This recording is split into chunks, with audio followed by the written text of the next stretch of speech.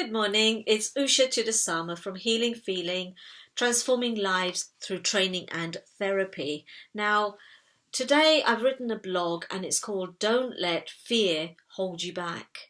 Now, on the focus of emotional literacy, which is what my past few videos have been about, I think it's important to talk about emotional literacy because it's important for communicating our feelings. And once we are aware of our own feelings, we can actually start to make some positive changes.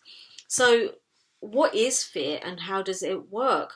Well, fear is actually an emotional response which is induced by a perceived threat. And what happens is that, say for example, you're walking down the street and it's a rainy night and it's dark and there aren't many people in the street, and suddenly you hear the rustling in the leaves and footsteps running towards you, and your breath becomes faster and your heart races and your muscles tighten until a second later you realize that actually it's a friend trying to, catch up with you. Phew. And, but basically that's what fear does. It actually starts off a process inside your body and it gets you ready to either run, to fight, flight or freeze, basically. The thing is that fear is actually a good emotion. It helps you to, because there are some things that are induced by fear. Like, for example, if you're nervous for an interview, it actually helps you to be more focused with what you're going to do. So sometimes these kind of fears are good for you.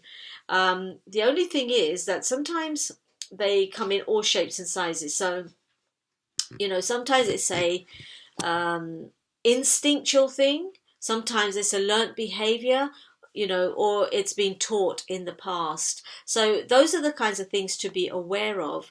Now, in young children, there are some fears that are just normal, so I wouldn't worry too much about them.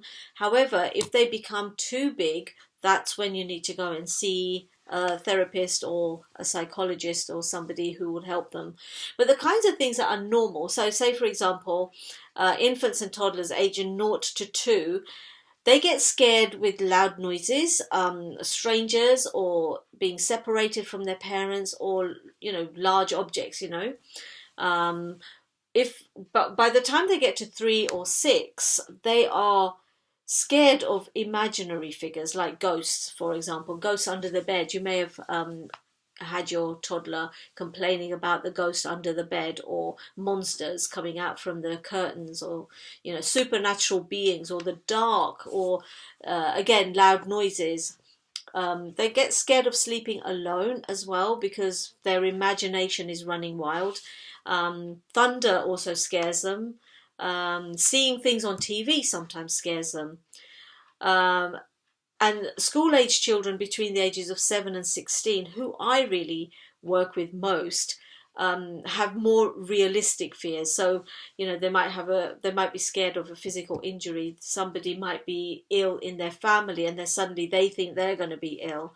They get scared of school performance, not achieving, or of death, and thunderstorms again, earthquakes and floods and those kinds of things. These are considered normal. And, so for example, a child who may have been scared at the age of 2 might, because of, say, supernatural beings, might feel okay about watching horror films when they come to the age of 16, for example. So some fears they do grow out of.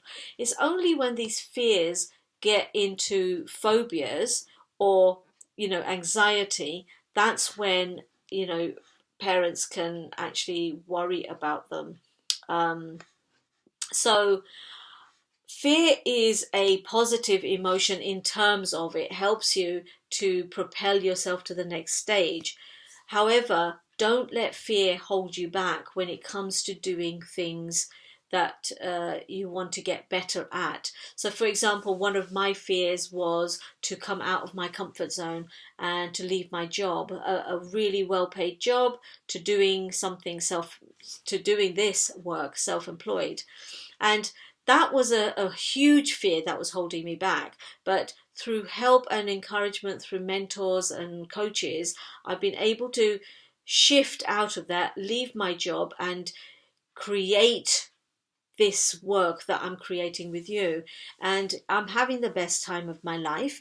It's not easy, but it's something that I'm doing for myself. I'm going towards what I want to achieve rather than avoiding pain that my fear was holding me back on.